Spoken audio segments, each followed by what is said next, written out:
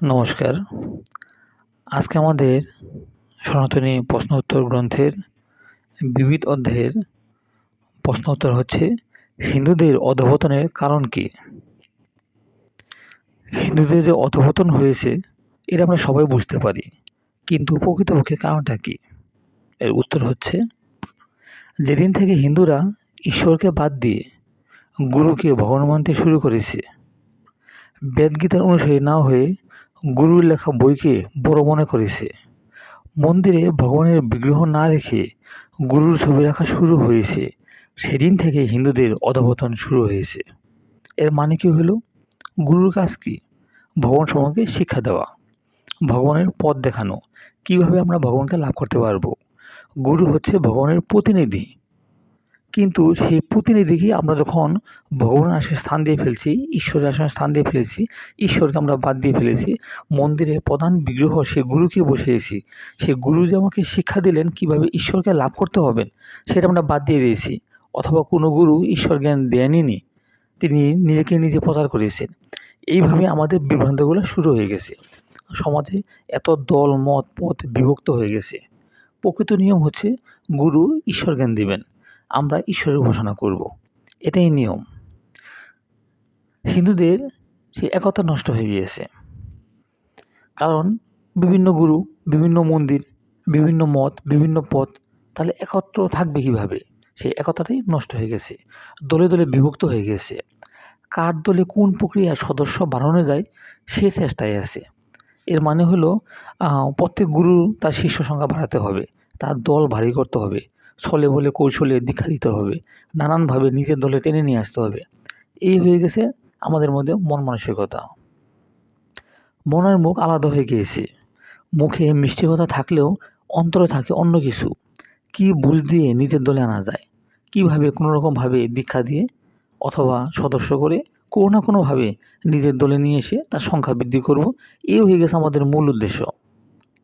আমরা সবাই হিন্দু, সনাতনী, তা সবাই ভুলতে বসেছি। বিভিন্ন সংগঠনের নামে পরিচয় দেই, আমি এই সংগঠন, আমি এই দল, আমি তমুক দল, কিন্তু আমি হিন্দু এই পরিচয় আমরা দিচ্ছি না। কিন্তু আমাদের প্রথম পরিচয় হওয়া উচিত ছিল আমরা হিন্দু, আমরা সকল হিন্দু ভাই ভাই। বর্ণ ব্যবস্থাকে আমরা বানিয়েছি বর্ণবাদ, জাতির ভেদ, কে বড় কে ছোট, নিছক মিথ্যা অহংকারে মানুষের মধ্যে ভেদাভেদ। সর্বপ্রথম আমাদের মনে রাখতে হবে আমরা সনাতনী, সকল হিন্দু আমার ভাই। বেদ গীতা সনাতনী শাস্ত্রাদি মেনে চলাই আমার ধর্ম। যাহা বেদ গীতা সনাতনী শাস্ত্রাদিতে নাই তা পালন করা অধর্ম। গীতা 16:23। এর মানে ধর্ম কি? যা ভগবান বলেছেন তাই ধর্ম। ভগবান কোথায় বলেছেন?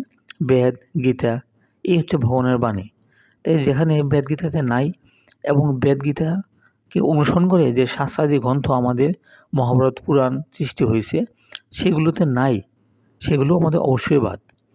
বেদের সাথে যদি কোনো গ্রন্থ না মেলে সেটা অবশ্যই বাদ হয়ে যায়, আর মানুষের লেখার তো কোনো প্রশ্নই আসে না। তাই যা শাস্ত্রগ্রন্থে নাই তা পালন করা সেটা ধর্ম না, সেটা অধর্ম। আমরা এক ঈশ্বরে বিশ্বাসী, ঈশ্বর এক ও অদ্বিতীয়, সর্বশক্তিমান, ক্ষমাশীল, দয়াশীল, ন্যায়পরায়ণ, অচিন্ত শক্তি সম্পন্ন, অনন্ত গুণে আধার। ঈশ্বর সাকার এবং নিরাকার উভয়ই। নিরাকারকে ব্রহ্ম বলে, সাকারকে বিষ্ণু শিব দুর্গা কৃষ্ণ বলে। এক ঈশ্বর বিভিন্ন গুণ ও রূপে প্রকাশিত। হিন্দুদের এই এক সমস্যা, ভালো মন্দ কোনো মতকেই বাতিল বলে গণ্য করতে পারে না। মানে তারা বুঝতেই পারে না এটা কি ভালো মত, এটা কি মন্দ মত, এটা কি শাস্ত্র অনুমোদিত অথবা এটা কি শাস্ত্রের বাইরে, বুঝতেই পারে না। পরে যখন বৃহৎ আকার ধারণ করে নিজেদের মতকে নতুন ধর্ম তৈরি করে ফেলতে চায়, তখন আর কিছু করার থাকে না। সেই মন্দ মতটি যদি 5 জন 10 জন এইভাবে হাজার হাজার লক্ষ লক্ষ হয়ে যায়, তখন তারা তো প্রচার করতেই থাকে আমাদেরটি সঠিক, এবং আমরাও এত বড় একটি মতকে তখন আমরা কিছু না করতে পারি না। তখন তারা নিজেরাই একটি নতুন ধর্ম, এটিই আমাদের ধর্ম, এইভাবে কিন্তু জৈন ধর্ম, বৌদ্ধ ধর্ম, শিখ ধর্ম সৃষ্টি হয়েছে। নতুন নতুন যে আরও কত মত পথ, তারাও একসময় এই নিজেদের নতুন এক ধর্ম বলে তারা দাবি করে বসবে। এভাবে যুগে যুগে সনাতন ধর্মে অনেক মত পথের সৃষ্টি হয়ে এখন সাধারণ হিন্দুরা বিভ্রান্ত হয়ে সঠিক পথ খুঁজে পাচ্ছে না। প্রতি এলাকায় ধর্মীয় শিক্ষার জন্য বিদ্যাপীঠ বা গীতা স্কুল খুলতে হবে। ঘরে ঘরে এলাকার মাঝে মাঝে মাঝে ধর্মসভার আয়োজন করতে হবে। এর মানে কি হলো, আমাদের যদি প্রত্যেকটা জায়গায় গীতা স্কুল থাকে বা বিদ্যাপীঠ, গুরুকুল এগুলো থাকে, তাহলে সেখানে আমাদের শাস্ত্র গ্রন্থাদি স্টুডেন্টদের শেখানো হবে, ছাত্রছাত্রীদের শেখানো হবে। তারা ধর্মীয় শিক্ষা লাভ করবে এবং ঘরে ঘরে এলাকায় এলাকায় মাঝে মাঝে সনাতন ধর্মসভার আয়োজন করতে হবে। সনাতন ধর্মসভা করলে সেখানে শাস্ত্র আলোচনা হবে, মানুষে জ্ঞান লাভ করতে পারবে।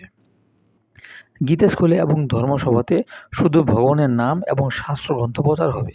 মানে সে যে গীতা স্কুল বা ধর্মসভা, সেখানে কী আলোচনা হবে? রাজনীতিক, কোনো ব্যক্তি, অমুক গুরুর আলোচনা, অমুক মহাপুরুষের আলোচনা বা অমুক ব্যক্তির আলোচনা? মূলত তা নয়। তাদের কিছু উপদেশমূলক কথা আমরা অবশ্যই মেনে চলতে পারি, শুনতে পারি বা আমাদের কথার পাশে আসতেও পারে। কিন্তু মূল আলোচনা থাকবে ভগবান কেন্দ্রিক এবং শাস্ত্রকেন্দ্রিক। শাস্ত্রের বাইরে শাস্ত্র বিরুদ্ধ কোনো আলোচনাকে কোনো ধর্মসভা বলা হয় না।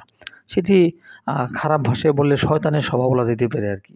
কারণ ধর্মের বিরুদ্ধে, শাস্ত্রের বিরুদ্ধে জাতেরই হবে, সেটি অধর্ম। কীভাবে হিন্দুদের উন্নতি হবে সে বিষয়ে আলোচনা করতে হবে। এভাবেই হিন্দুদের আস্তে আস্তে জাগরণ ঘটবে।